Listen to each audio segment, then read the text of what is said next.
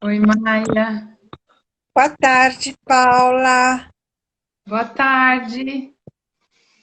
Tudo bem? Tudo, e você? Tudo bem também, tudo em paz. Você está me vendo bem, Paula? Ou está vendo só um pedaço de mim? Eu tô vendo o seu rosto um pouquinho cortado aqui, então abaixa um pouco a sua câmera do celular. Abaixa um pouquinho o celular. Isso, para ficar mais dentro do quadro.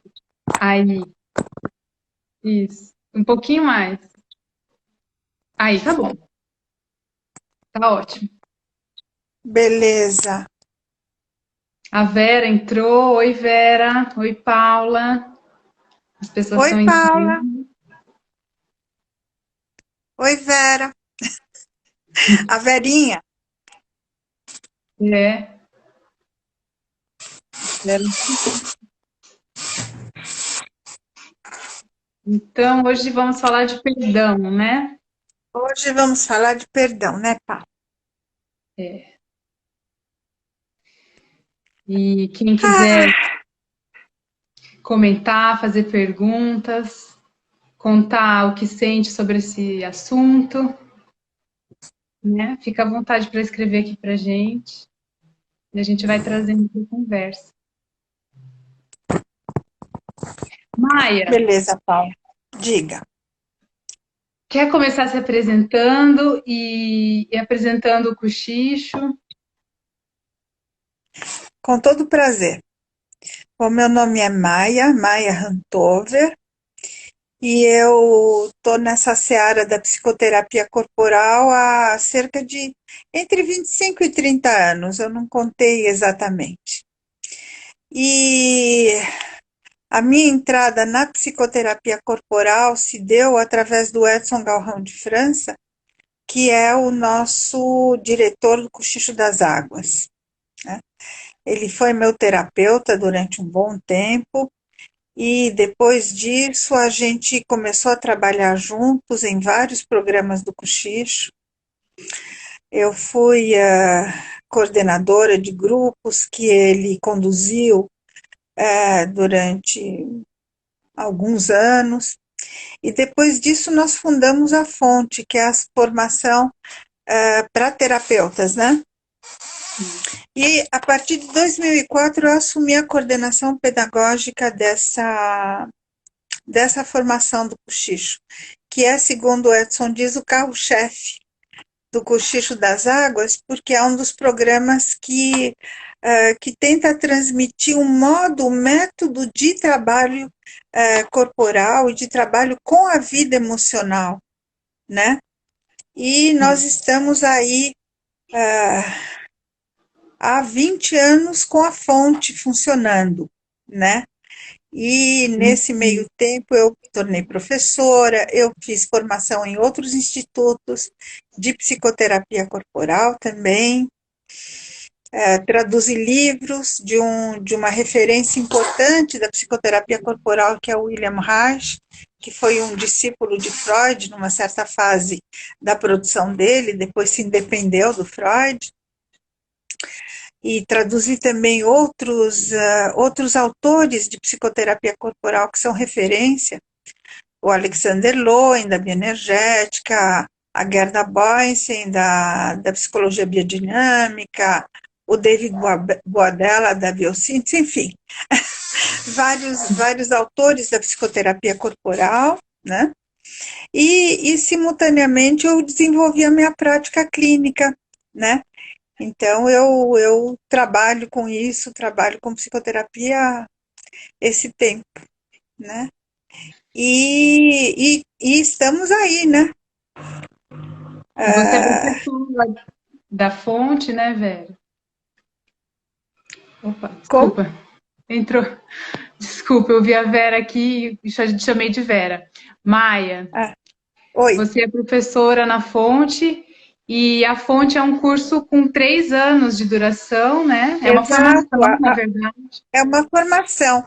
Na verdade, a fonte, ela é uma formação teórica vivencial, ah, sobre vida emocional e corpo.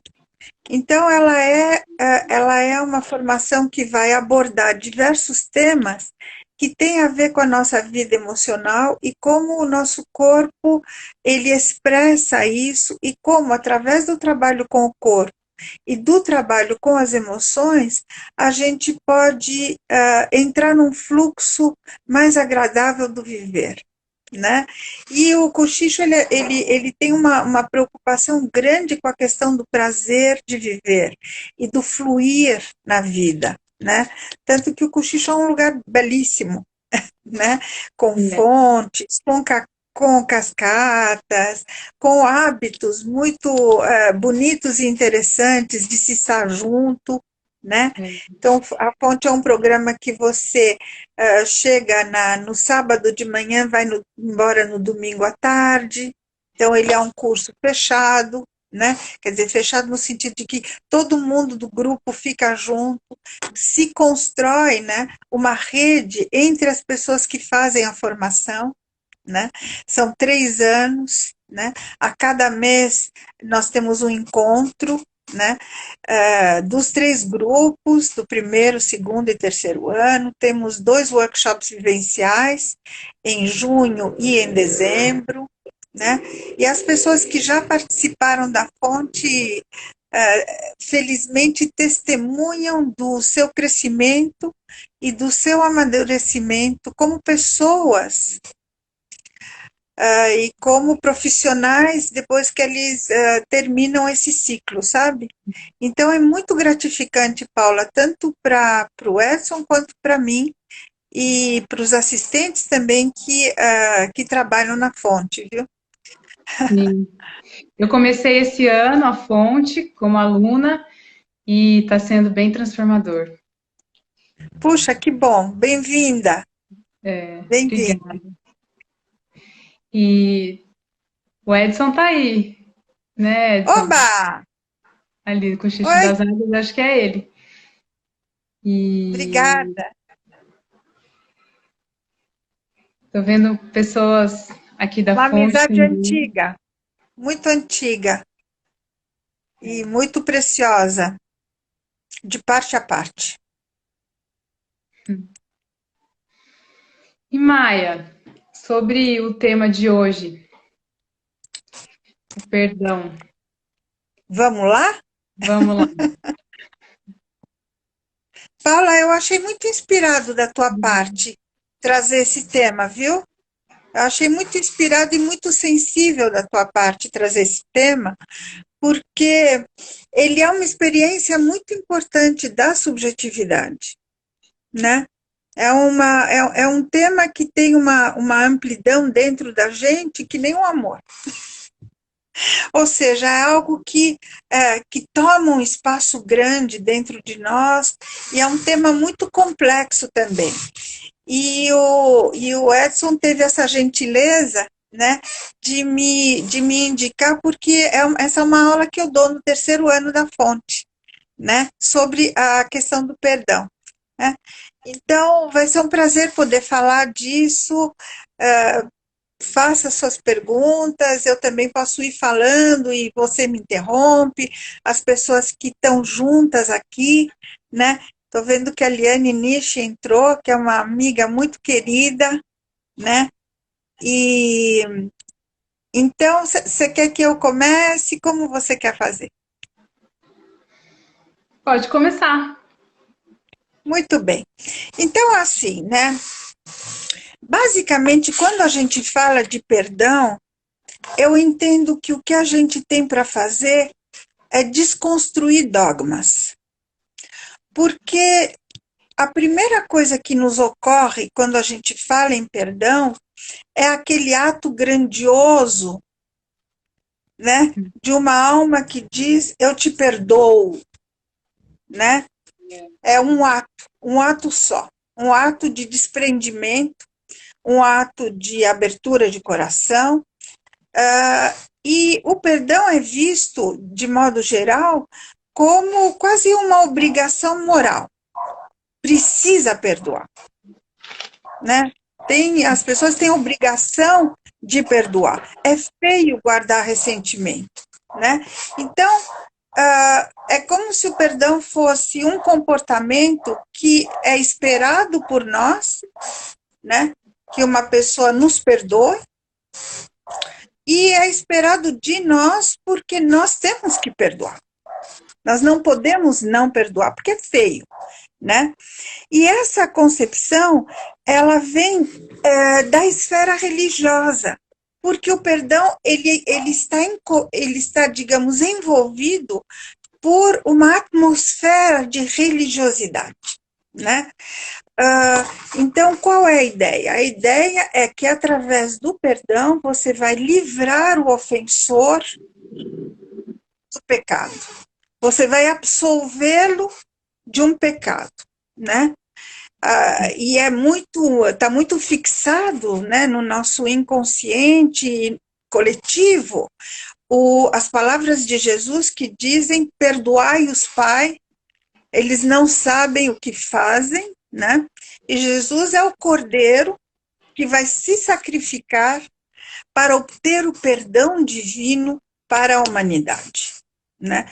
Então, quando se fala em perdão, essa atmosfera religiosa vem junto. Então, perdão fica imbuído do caráter divino do que ele representa, né? E a própria etimologia da palavra fala disso. Perdonare, quer dizer tudo, e donar é dar, né? Tudo dar, né? Então, é uma doação do ser. Só que muitas vezes, nessa doação do ser, ele perde sua integridade. Porque o perdão virou, como tantos outros sentimentos, algo politicamente correto. Certo? Então, a gente acha que mesmo que a gente não tenha vontade de perdoar, tem que ser fruto do esforço da vontade. Eu não consigo, mas eu vou perdoar, eu quero perdoar. Como se nós pudéssemos mandar nos nossos sentimentos. Eu vou perdoar porque eu quero, né? Ao mesmo tempo, perdoar vira uma alavanca para a sua autoimagem, entende? Tipo, eu perdoei. Né? Tô livre, eu né? tenho essa eu tenho essa superioridade, né? Eu perdoo, eu te perdoo, né? Portanto, é um ato grandioso. E isso, no fundo, o que é? Isso é falso perdão. Porque é um troço meio automático, superficial, enrolado, né? Que nega a raiva, que nega o desejo de vingança, que nega o ressentimento, tá certo?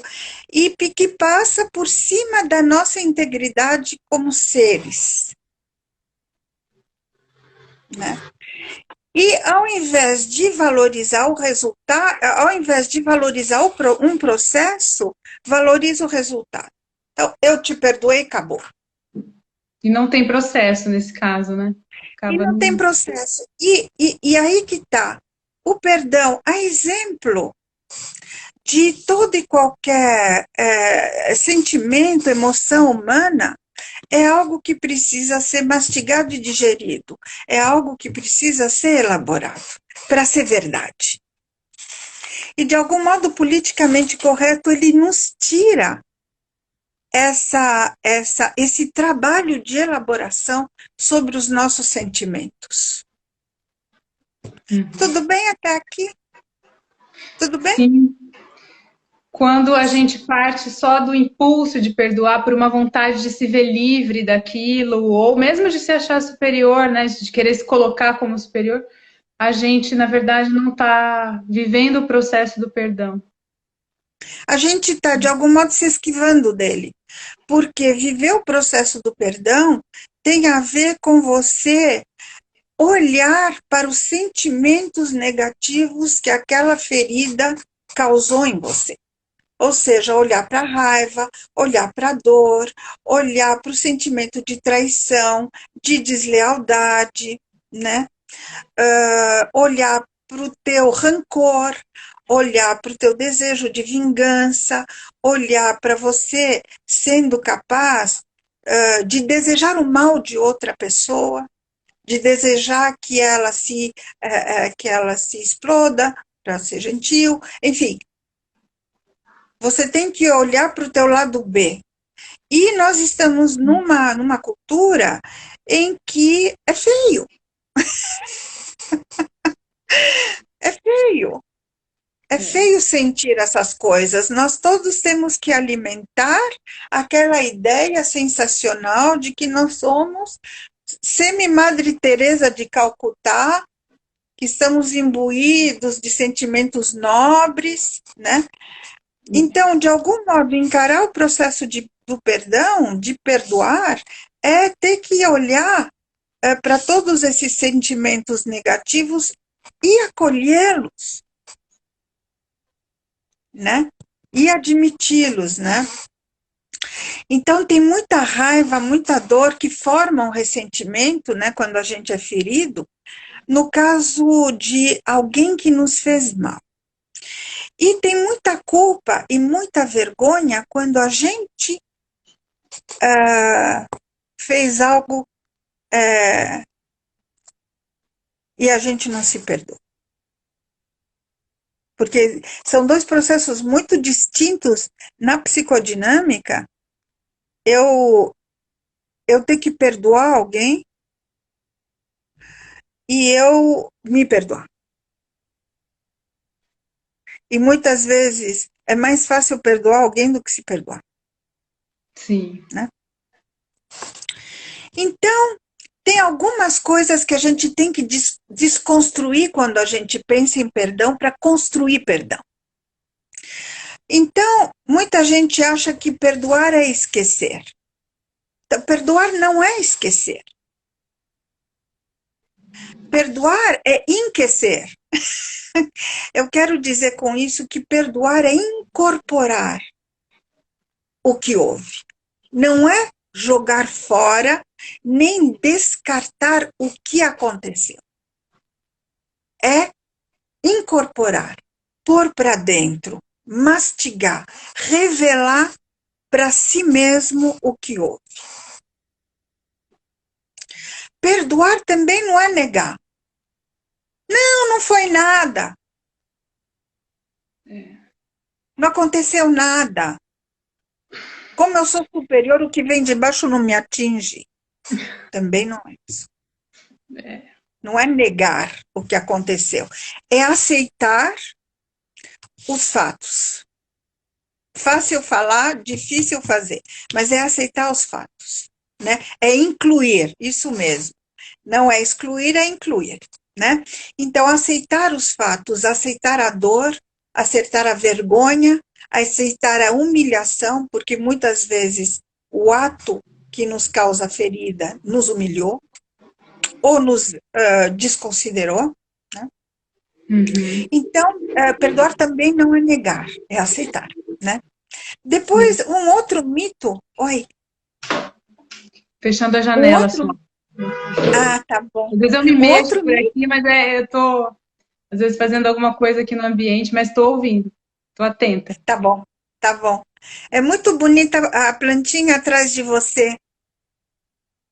Verdinha. Essa de boia. É muito bonitinha. Enfeita, né? Outra coisa que é importante também nesse processo de desconstruir o mito do perdão, né? É entender que o perdão, ele não é fruto de um ato da vontade. Tá?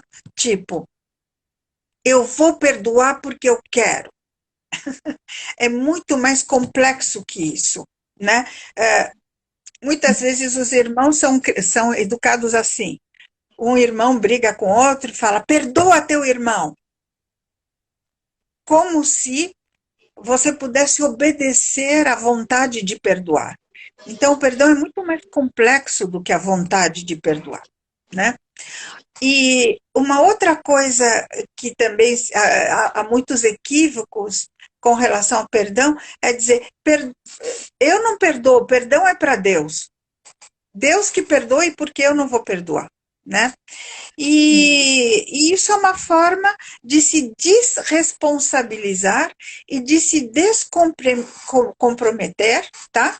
Com a superação do que aconteceu. Eu não tenho nada a ver com isso. Deus que perdoe, Deus que, né? Deus que se descuide dele, né? Maia, eu ouvi uma vez que o perdão não é um ato de vontade, mas é um ato de se abrir para que, através de nós, ele aconteça. Ou seja, não, eu entendi da seguinte forma, né, que não é uma vontade do ego, não sou eu aqui, Paula, né, escolhendo, resolvendo, decidindo, mas é eu me abrindo para que eu possa ter uma compreensão maior do que a que eu tenho agora. E aí, através dessa compreensão que chega até mim, que aí pode ser, né, através de Deus, através de algo maior, através, né, do self, não sei, mas algo maior que hoje eu não consigo compreender e acessar, mas que eu me abro para que ele aconteça. O perdão é uma abertura do coração. Mas para que essa abertura do. Você tem razão. Ele não é um movimento mental, não é mental. Não é cognitivo, perdão, não é uma escolha intelectual. Ele é uma abertura do coração. Mas a abertura do coração, ela só acontece depois que você faz contato e aceita a vulnerabilidade que fechou teu coração. Porque quando te machucam, quando te dão raiva, quando te humilham, quando te diminuem, quando te excluem, enfim, tantas coisas que se pode fazer mal para um ser humano, não? Uma das coisas que uma pessoa espontaneamente faz é se fechar. Sim. Aqui não entra mais. E Ninguém aí, entra mais para me machucar. e esse se A gente, fechar é um ato de vulnerabilidade. esse fechar é um ato de vulnerabilidade, mas num primeiro momento ele é um ato de defesa que é preciso respeitar.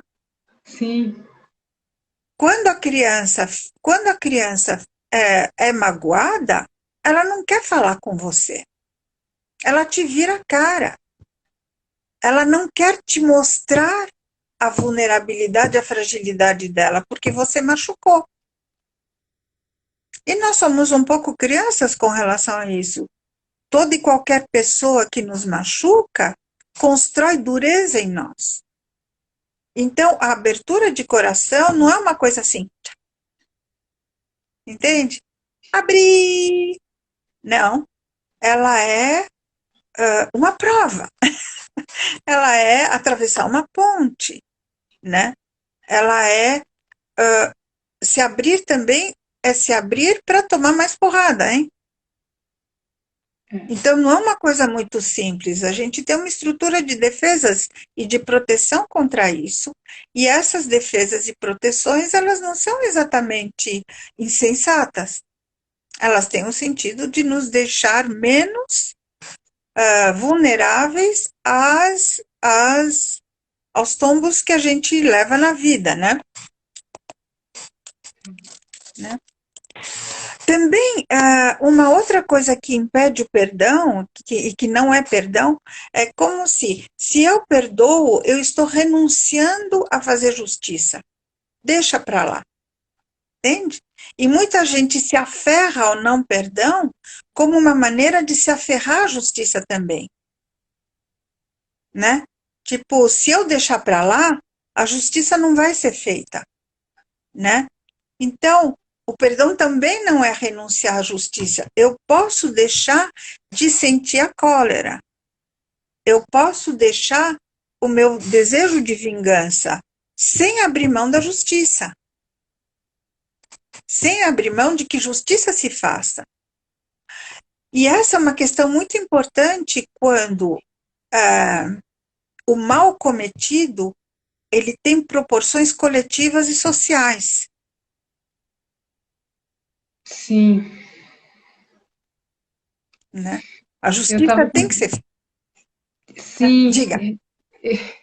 eu estava conversando com um amigo no sábado sobre isso. Eu estava muito na questão do Ho Oponopono, né, que eu estou praticando bastante, para para esvaziar em mim, sabe? Para amenizar esse sentir, né, da mágoa, do ressentimento. E ele estava olhando mais por esse lado, né? Mas justiça tem que ser feita, né? Os danos têm que ser reparados, eles têm que ser vistos, eles têm que ser reconhecidos, é importante para que não seja feito novamente. Então, né, qual o equilíbrio, o ponto de equilíbrio entre isso, né? Não existe, claro, uma resposta, uma fórmula, né? Mas tem esses dois movimentos, né, que acontecem. Sabe, Paula, eu acho o Ho Oponopono muito interessante. Eu acho o Ho Oponopono uma prática muito interessante. Porque a cada partezinha dele, você tem que conectar. Se você repeti-lo mecanicamente, não é isso que eu imagino que você esteja fazendo, não. Mas eu digo, tem muita gente que fica repetindo, repetindo, repetindo mecanicamente, como se a repetição Não, mecânica fosse, né, não. abrir uma outra chave interna. Eu acho que dizer para alguém de quem a gente está com raiva, de quem a gente tem rancor, tem mágoa, eu te amo, é reconectar com sentimentos que são anteriores ou com aspectos positivos da pessoa que não tem a ver com aquela ferida. Só que Uhum, você tem que fazer essa reconexão dentro de você. sim. É, Porque então, dizer, quando você completa as 5 frasezinhas, né? Eu te amo, tatatira, tatara, tatara, tatá, não estou lembrando exatamente a eu sequência, posso falar? mas a cada uma é Eu um falo trabalho de lendo. elaboração, dizer eu te amo, É, eu sinto muito, eu me sinto muito, perdoe, me te perdoe, então, amo, me te perdoe amo. sozinho, ele é para parar e ficar pelo menos meia hora se perguntando que perdão a gente está pedindo. Sim, Sinto muito, eu acho mais fácil. Eu te amo, até talvez seja mais fácil, mas me perdoe.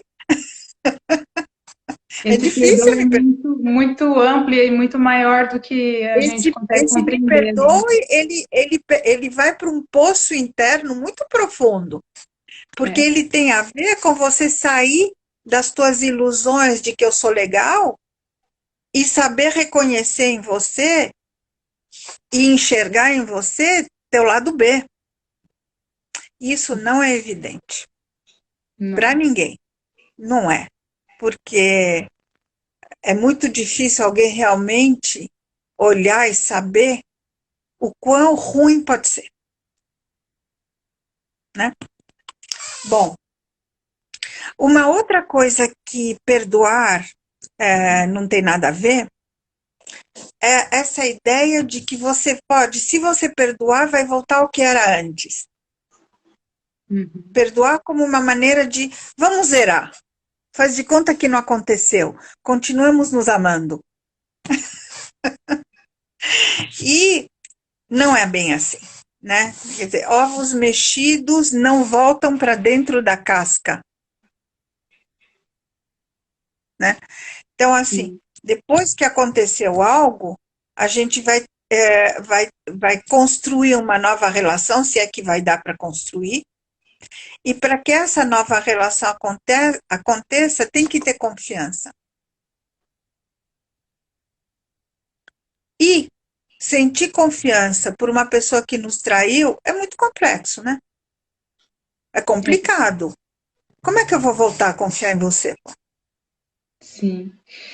Aí vem a responsabilidade, né, Maia? Que tem a culpa e tem a responsabilidade. Eu pensei aqui, é possível, olha, pegando pesado agora, tá? É possível alguém me ferir? Por que não? Por que alguém não te feriria? Você é vulnerável. Sim, Você é humana. sim, fere, Você é ok, mas é passível de ser possível. ferida. Você é É, passível de ser ferida. Absolutamente.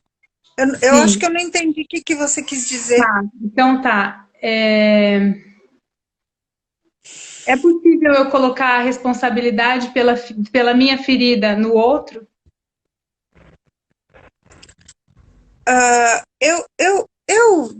Né, acho que quando a gente amadurece, em muitos casos, a gente compartilha responsabilidades, né? Uhum. Isso acontece muito em casamentos, né? A culpa é dele, a culpa é dele, né? A culpa é do outro, né? Fica tudo muito projetado no outro, né? O outro é o diabo e eu sou a vítima santinha, né? Isso acontece muito nas relações entre casais também, né? Ou nas relações duais, de modo geral. Mãe e filho, amigos, né? A culpa é do outro, né? Eu sou muito legal, o outro. Geralmente eu acho que a gente compartilha responsabilidades por algo que acontece. Mas eu acho muita onipotência a gente achar que foi ferido porque eu deixei. Eu acho muita onipotência. Eu acho que a princípio ninguém tem essa onisciência para achar que foi ferido porque permitiu. Eu acho que a gente se envolve nas relações e a gente se dá. E não se dá, se dá e não se dá, aqueles conflitos de sempre. É, E às vezes acontece uma dor, uma traição de confiança, não digo nem traição, uma traição da confiança, uma deslealdade. Tantas coisas podem acontecer. Né? é. Faz sentido o que eu estou te falando, o que eu estou respondendo para você? Faz. Ok, isso é Corresponsabilidade, importante. a Liane tá trazendo. É É, isso da, da, da responsabilidade das duas partes, né? Porque senão a gente cai naquela, na velha história da vítima e do culpado, né? Quantas vezes a questão está na comunicação? O que eu digo não é verdade. o que o outro entende. O que o outro me É diz uma não é o tragédia. que é. É uma tragédia. A falta de comunicação, os problemas da comunicação são uma tragédia, né? A gente fala a partir do nosso universo, né? De expressão, de linguagem e tal, né? E muitas vezes a gente não é compreendido, nem o outro tem obrigação de compreender a gente, né? A gente tem que se expressar claramente e podem acontecer muitos acidentes de percurso aqui, né? De fato. Mas para isso é preciso poder dialogar. Mas existem perdões que são mais complexos. Por exemplo, o perdão de uma criança para com uma mãe, para com um pai, que era ou distante, ou omisso, ou violento, ou descuidado. São feridas muito profundas. Então, não é num nível relacional de adulto para adulto. Né? Muitas vezes são relações assimétricas, né? De gente que manda e gente que obedece, né? É. Né? E, de fato, a corresponsabilidade é uma maneira mais madura de enxergar, né? Mas, mas quem mais sofre, antes de mais nada, precisa ser acolhido e acolher seu sofrimento, né? Não se pode esfregar a corresponsabilidade para uma pessoa que está sofrendo a ferida, a ferida. Primeiro, ela precisa se restabelecer da ferida, para depois olhar com mais lucidez para a sua corresponsabilidade. Sim, que Então, sempre quando a existe. criança corre para o teu colo e diz fulaninho bateu em mim, você não entra em discussão a priori. O que você faz a priori é pôr no colo, é lavar o rosto, é enxugar as lágrimas, é dar beijinho, é consolar. É, E depois perguntar, o que aconteceu? Né? sim. Então, outra coisa que é legal é assim, né? Perdoar mentalmente não é uma coisa que cura. Eu perdoei. Não. Para o perdão acontecer, embora seja um processo, e esse processo pode durar toda uma vida, Uhum. mas para o perdão caminhar, em termos de processo, tem que haver uma ressonância corporal. Ou seja, eu tenho que sentir dentro do meu corpo a dor, ou a culpa, a vergonha. Eu tenho que dar vazão e reconhecimento ao modo como isso que aconteceu me afetou emocionalmente. Não é uma coisa do raciocínio, não é algo que A caminha para B. Sim. Entre A e B existe toda uma vida emocional que precisa se expressar com relação àquilo que aconteceu, né? E também, para um processo de perdão caminhar para a cura, tem que haver uma ressignificação do que houve, né? Gerar uma nova consciência sobre o fato. Então, existe uma primeira consciência, que é a consciência ainda quente, da dor, do rancor, da humilhação, etc., etc., né? E depois da elaboração, com um trabalho de ressonância corporal, caminhar para uma ressignificação daquilo que aconteceu. Então, é um processo profundo, pode durar uma vida inteira. Né? Então, a gente aqui, você vê, a gente está fazendo um caminho que parte do perdão como uma ideia moral e religiosa, né, numa atmosfera religiosa, para a questão da verdade emocional. Então, a gente sai do campo da religião e entra mais no campo da psicologia e do direito. É. Né? Então, o ato, o perdão não é um ato, é um processo, né? E é um processo complexo que tem a ver com a história pessoal que você tem, com os pensamentos e sentimentos que você se autoriza a ter, tal. Tá? Esse processo ele não vai permanecer o mesmo, ele vai mudar no decorrer do tempo, processo do perdão, né? Ele não acaba, ele se aprofunda.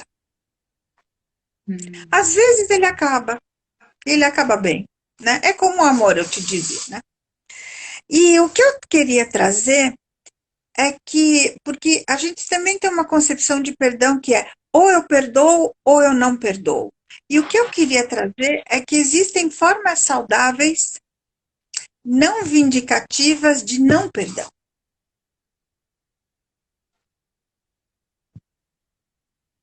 Eu não perdoo, mas isso não é uma coisa que é obrigatoriamente ruim.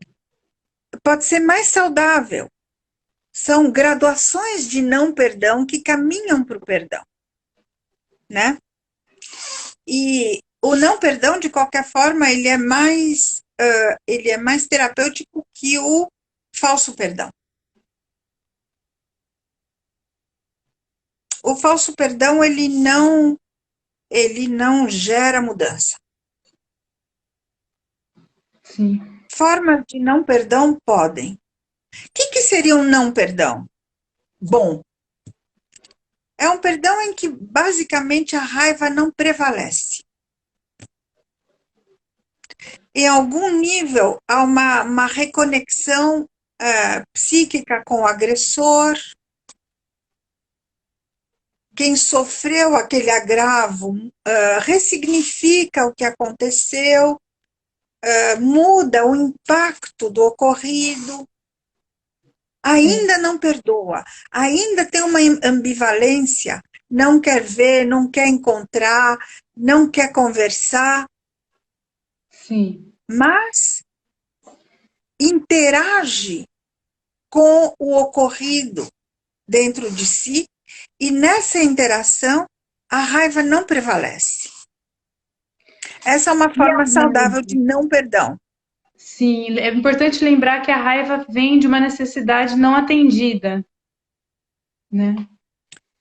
E conforme a gente vai procurando novas formas, novos modos de atender essa necessidade, mudando o alvo, né? Ampliando as possibilidades de atender essa necessidade, aí sim a raiva deixa de prevalecer. Ela vai se esvaziando, vai se esgotando. No decorrer do tempo, por outras circunstâncias, aquilo que causou a ferida pode ser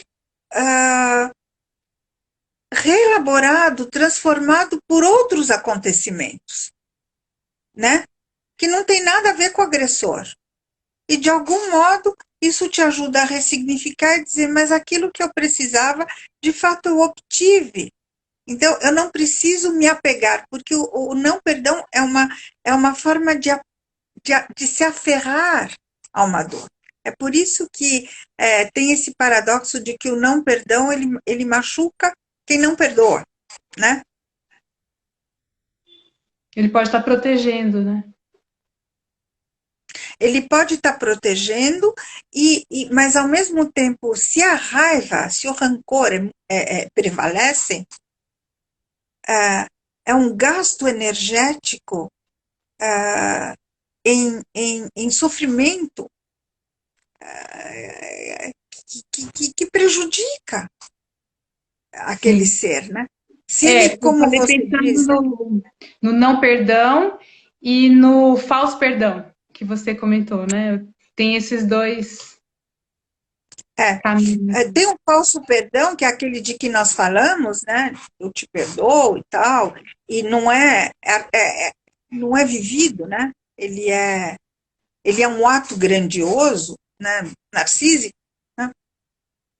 E existem formas saudáveis de não perdão, que são essas etapas intermediárias em que você não quer determinadas coisas, né? Não quer proximidade, não aceita pedidos de perdão, não quer conversar com o teu agressor, continua profundamente ressentido com ele, mas existe uma ambivalência, existe principalmente em você uma disposição para superar,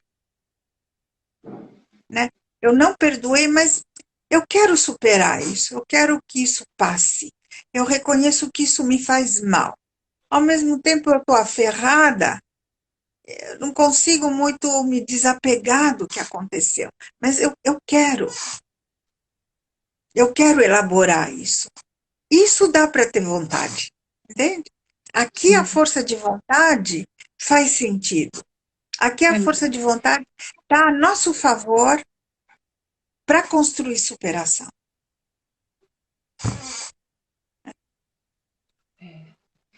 Achei tão legal, tão bonito isso o perdão não acaba, ele se aprofunda, né? Exato.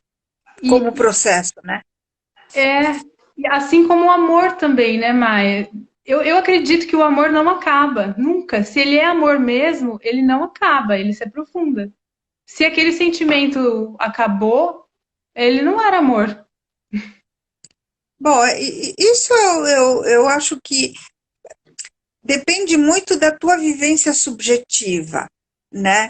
Do que aquele amor catalisou no encontro e no que isso se transformou. Mas eu acho que faz parte, por exemplo, do processo de perdão, reconectar com aspectos daquela pessoa que te feriu que você amava, lembrar de situações prazerosas, de momentos bons que foram passados juntos, né? Porque quando você está muito aferrada no não perdão, você só lembra da ferida. Você não lembra das outras coisas boas. Então faz parte do processo relembrar bons momentos. E essa pessoa deixar de ser um diabo, entende? Para outros aspectos se apresentarem para você e você poder ter um olhar mais integrado sobre o outro e mais integrado sobre você. Isso. Né? O Edson está dizendo que para iniciar o processo de perdão é necessário desistir do conflito.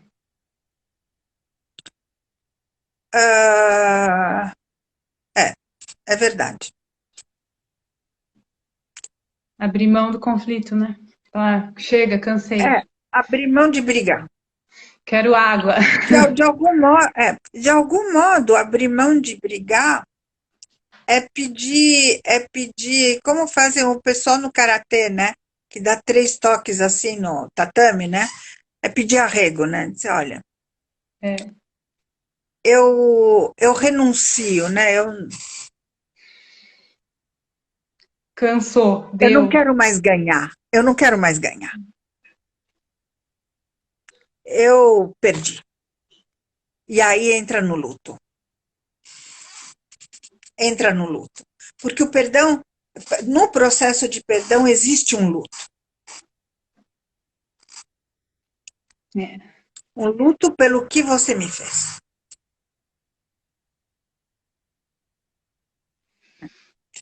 Então, tem uma autora americana chamada Jane Saffer, que escreveu um livro sobre perdoar e não perdoar, e ela diz que existem 2 tipos de perdão. O perdão implícito, né, que é fruto da elaboração, né, e o perdão parcial.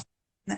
O implícito, ele é retrospectivo, né, e ele é quase acidental, né. Você foi elaborando, a vida foi passando, 1000 coisas te aconteceram. Uma hora você olha para trás e diz: quer saber? Não estou mais chateada, não. Eu acho que eu entendi o que aconteceu. Eu também errei nisso, não vi aquilo, não tinha maturidade para aquilo outro. Enfim, de algum modo você ressignifica o que aconteceu e implicitamente você não perdoou, mas implicitamente está perdoado, né? Esse é o perdão implícito. E Tem a ver com existe o perdão desapego, parcial. Maia? Oi? Tem a ver com desapego também? Tem a ver com desapego, porque o não perdão, você se aferra. A Paula Lima está dizendo Reconhece. aqui que às vezes a gente escolher ficar no não perdão, ficar no conflito, é uma forma de estar vinculado com aquela pessoa, né? Exatamente. É verdade. Porque quando você se desapega, a Paula Lima tem razão. Quando você se desapega, você tem que viver o luto da perda. Ou da perda da amizade, ou da perda do amor, ou da perda da confiança, ou da perda da parceria, ou da perda das tuas ilusões. Então, o luto é uma parte do perdão. Começa, na verdade, o processo de perdão, talvez comece com o luto, que é a hora que você diz: eu não brigo mais. Eu jogo a toalha. Ok, você venceu, você me ferrou.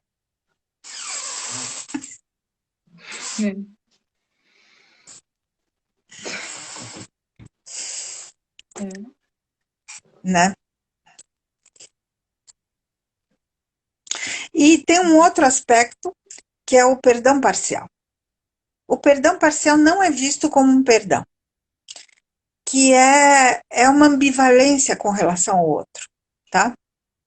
Quer dizer, você enxerga a sua raiva e você tolera a sua raiva. E ao mesmo tempo você quer abrir mão dela e você tem dificuldades de abrir mão dela. Então, isso é visto como: não, você não perdoou. Mas é uma etapa de não perdão, que caminha no processo do perdão. Eu acho que esse negócio de não perdões saudáveis são muito interessantes, porque eles de algum modo descrevem etapas intermediárias de um processo. Para muitas pessoas, o perdão é como um pote no fim do arco-íris. É uma referência ao perdão. Eu estou caminhando para o perdão, não sei se um dia eu vou chegar lá. Talvez eu chegue. É bonito isso, porque o arco-íris tem todas as cores, né? Então é a gente olhar para todos os nossos aspectos, né? Inclusive aqueles mais difíceis. É verdade. É verdade. É por isso que perdão é um tema tão amplo quanto o amor. Né? Bom, eu quero te falar também de que há 3 sinais de que você está caminhando bem no teu processo de perdão. O primeiro deles é que quem perdoa se enxerga mais como um agente ativo do que uma vítima passiva. Isso vai de encontro àquilo que você dizia, Paula, e que a Liane Nishi levantou, que é a questão da corresponsabilidade. Ou seja, eu sou um agente passivo do meu processo, eu sou um agente, perdão, ativo do meu processo, e eu fui um agente ativo naquilo que me aconteceu. E é um agente Eu ativo e deixei. passivo também, né? De alguma Ativo forma. e passivo, né? Mas um sinal de que você está num bom momento do teu processo de perdão é você perceber o quanto você é um agente passivo, um agente ativo do processo, Sim. né? Um outro indicativo de que você está num bom caminho é que você para de odiar ou de acusar o outro, a outra parte.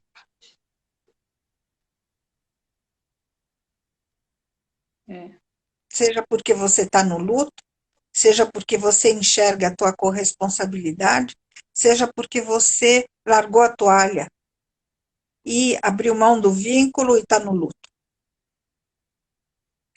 Ou que E percebeu que aquilo era necessário para o próprio crescimento, né? Para o próprio para desenvolvimento. você se livrar, porque em última instância, os sentimentos negativos, eles ocupam um lugar importante, eles te envenenam.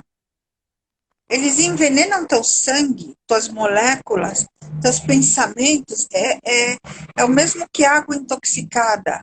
Faz mal para a saúde. Só que a gente não pode resolver artificialmente na base do eu te perdoo e acabou, assim eu não vou ficar passando mal e prejudicando a minha saúde. Não, você vai ter que limpar direito. E limpar direito leva tempo e custa. Né? Para ser bom. Né? E o terceiro sinal de que você está num bom momento no teu processo de perdão é quando você consegue recuperar os elementos positivos das tuas relações com os opressores, ou com os ofensores, perdão, entende? É quando você consegue lembrar de, pô, uma coisa super legal que aconteceu, e como a gente curtiu isso, e, nossa, como era bacana o nosso amor, ou a nossa amizade, ou aquela viagem linda a gente fez, e como foi importante para mim, as coisas boas que você me deu, eu te agradeço pelo que você me deu de bom, muito obrigada, eu honro o que você me deu de bom, entende? Isso ajuda muito.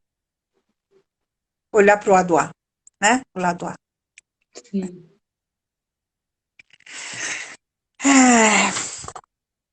Ou seja, de algum modo, quando você pode conectar com algo da humanidade do outro.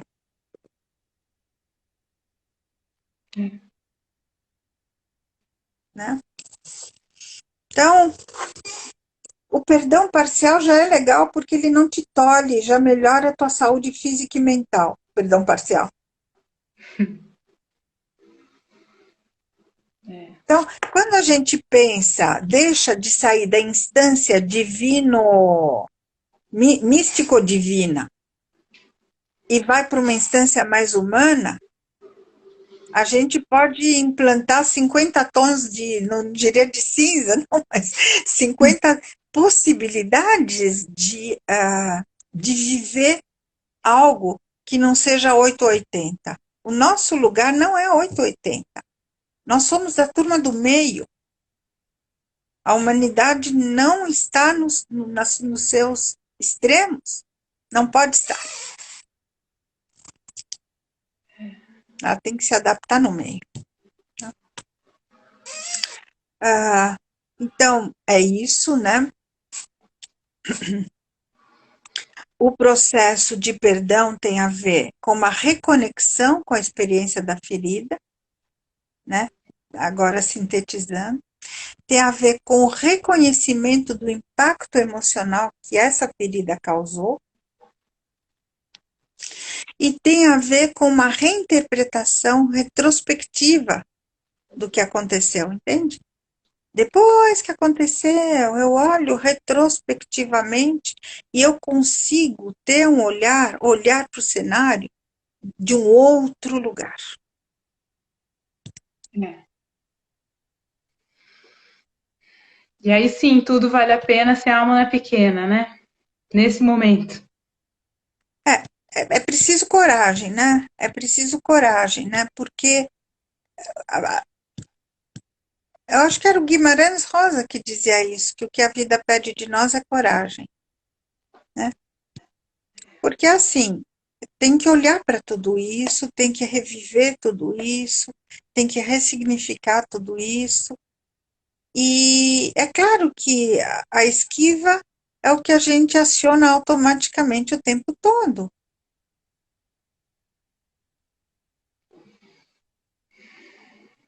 O Né? Edson disse aqui, Esse mecanismo o não perdão é, gera um trauma que leva a uma compulsão de repetição de conflitos com outras relações onde também não haverá perdão. A gente tem 2 minutos, Maia. Você quer que a gente depois volte aqui para finalizar? A gente abre de novo e finaliza? olha, como você quiser. Eu terminei enfim, de trazer o que eu achava que era relevante, mas eu estou à disposição. Tá. Talvez as pessoas queiram falar, né? Imagino, tem bastante participação aqui. As pessoas Então, que bom, escreveram estou vendo aqui. aqui que teve bastante gente que escreveu, Sim, sim. né? De Que repente a bom, gente. tanta gente querida está presente aqui hoje. Você pode ficar mais 10 minutos? Claro, claro, claro, posso sim. Eu estou à disposição, tá? Tá. Então, pessoal, a gente está completando 1 hora aqui nessa live. Ela vai cair, mas eu vou chamar de novo. Eu vou entrar de novo. Aí a Maia entra junto e a gente finaliza. Vou olhar os comentários agora aqui. Estou vendo que tem esse do Edson, que eu achei muito importante. Olha, o não perdão gera trauma que leva a uma compulsão de repetição de conflitos em outras relações onde também não haverá o perdão. É verdade, Né? tem Entrar razão. nessa repetição, né? É verdade. A gente vai voltar então para responder perguntas, tá, pessoal? Vamos encerrando aqui e já voltamos. Tá bom. Até já. Então, agora voltando para responder perguntas, comentários sobre a primeira parte da live do perdão, sobre perdoar, com a Maia Rantover. Maia, então, vamos falar sobre isso, sobre a importância de completar o processo do perdão, para que a gente não repita as questões em outras relações, né? Aqueles É conflitos verdade. não. essa, essa observação do Edson é muito legal, porque, de fato, na medida em que você não elabora um acontecimento, ele tende a se repetir, né?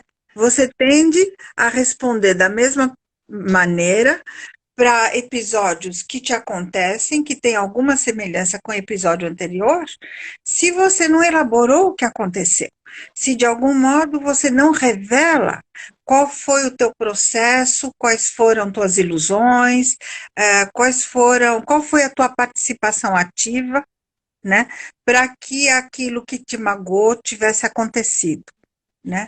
Então, realmente, o processo de elaboração, ele é necessário em todas as instâncias. Alguém poderia me dizer, bom, isso é coisa de psicólogo, né? O psicólogo acho que tem que elaborar o tempo todo, né? Mas é verdade.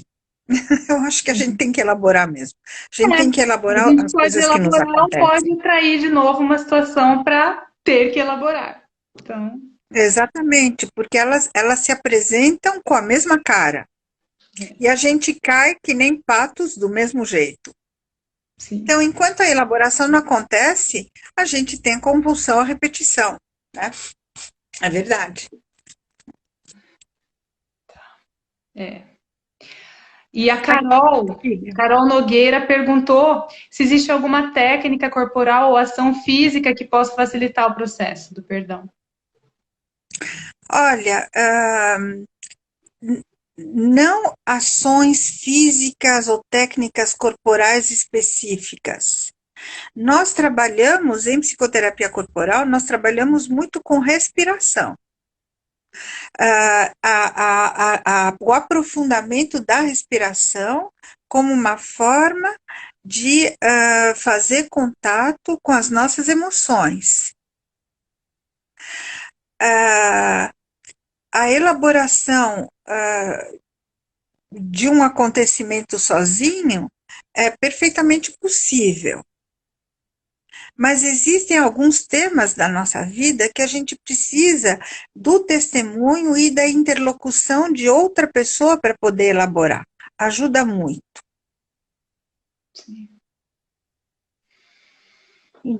Normalmente, a gente fica um pouco num quarto trancado de nós mesmos. É claro que a gente pode conseguir elaborar.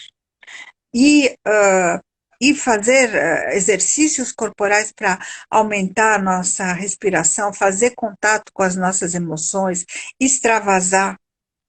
Mas a presença do outro é muito benéfica e necessária.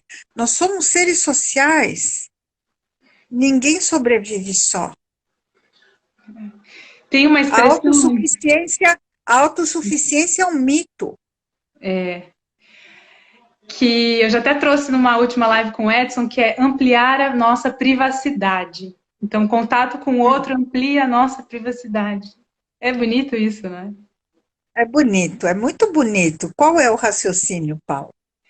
Que, bom, se eu estou elaborando sozinha, eu estou aqui no meu quarto fechadinha na minha privacidade. Se eu estou com o outro, eu incluo também as experiências dele, o olhar dele, a percepção dele, né? E aí eu amplio. Olha, me deu uma sensação de tridimensionalidade. É, Entende? Quando sim. você está sozinho, você funciona com XY, né? Quando você está com outro, tem o X, o Y e tem mais um vetor que te dá uma percepção tridimensional. Porque é o encontro de universos, o teu universo e o universo do outro, né? Nem sempre esses encontros são os 10 mais legais, né? Também não vamos, né? A história dos porcos espinhos, Schopenhauer, né? Mas é claro que a gente precisa do outro para fazer sentido, né? Então é legal você trabalhar também as suas questões do perdão e de luto com uma testemunha, né? Com um interlocutor que possa receber e compreender o que está acontecendo e te ajudar a caminhar, né? Eu brinco que a psicoterapia É um caminhar em que hora quem leva a lanterna é o terapeuta, hora quem leva a lanterna é o paciente. Paciente no cliente, porque Uhum. o cliente não é um doente de médico, né? Um cliente. Né? Então, uma hora o cliente ilumina para você o cenário, outra hora você ilumina para ele, e os dois juntos vão construindo um caminho que leva à mudança, que leva à aventura, que leva à possibilidade de fluir e ter prazer de viver. Esse é um lema do Cochicho. É. Ter prazer Ah, de viver. Essa é uma questão cochichal, muito importante, né? é. E a Carol Nogueira colocou uma outra pergunta aqui. Esse interlocutor deve ser a pessoa com quem precisa, a quem preciso perdoar, ou pode ser terapias, pode ser constelação familiar, pode ser uma outra pessoa? Como é Você que... está perguntando para uma terapeuta isso, Carol. Carol, eu sou a favor de terapia.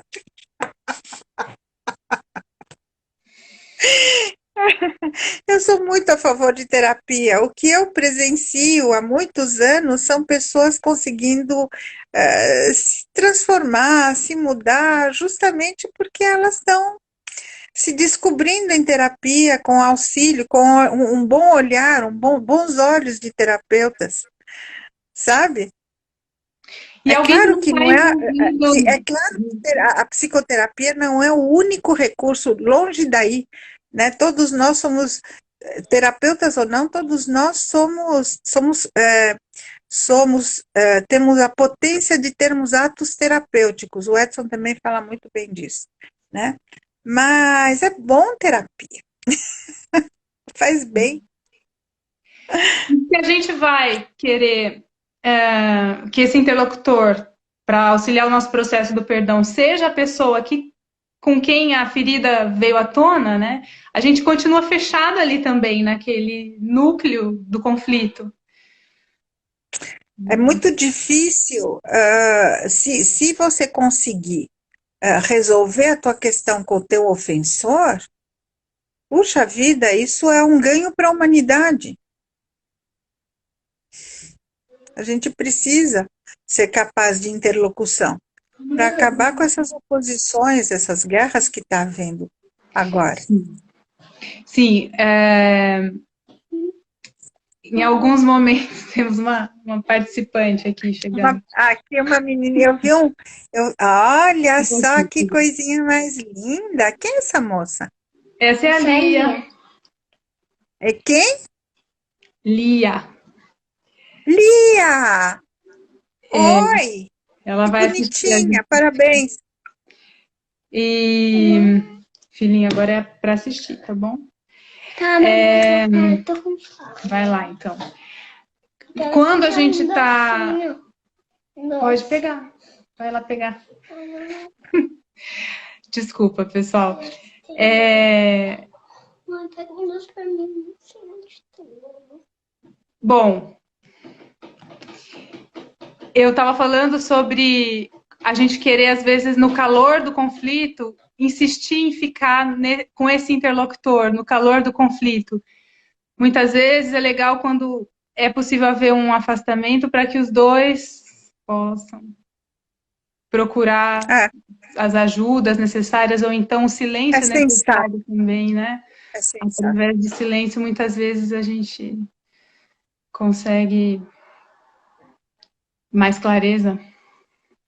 É sensato, viu? Porque às vezes esgotam-se os recursos da relação, daquele encontro.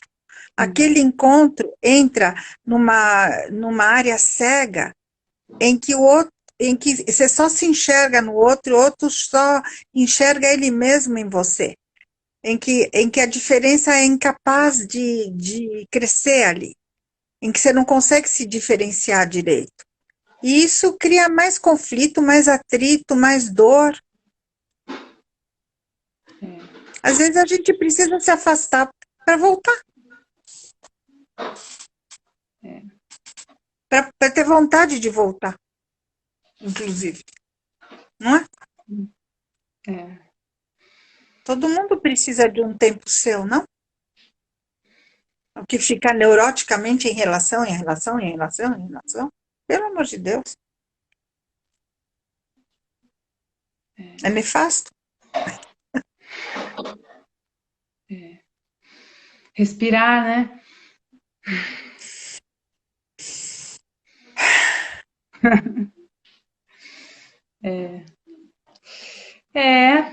Estão aqui com os nossos 10 minutos já ultrapassados, pessoal, já indo para os 12 minutos. Fechamos, então? Olha, eu queria... fechamos.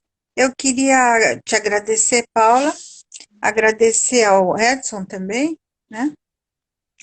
E a todas essas pessoas queridas que eu estou vendo que estão aqui junto com a gente hoje, pessoas que eu não vejo há um tempo e que são muito minhas queridas. Eu agradeço, eu é que agradeço por poder estar em tão boa companhia, viu? Muito obrigada a você, Paula. Eu que agradeço. Obrigada, Maia, por ter aceitado participar. E agradeço Imagina. muito ao Edson, né? Foi através dele que a gente se conheceu e foi por isso que a gente está aqui hoje, por ele, pelo Cochicho. Ele promove muitos encontros, o nosso querido, viu? Sim. É dele isso. Tá bom, Paula, muito obrigada. Muito obrigada, pessoal que está aqui. Um abração para todos, viu? E a até live a fica próxima. gravada. Isso, essa live vai ficar gravada no meu perfil, ali na Beleza. IGTV.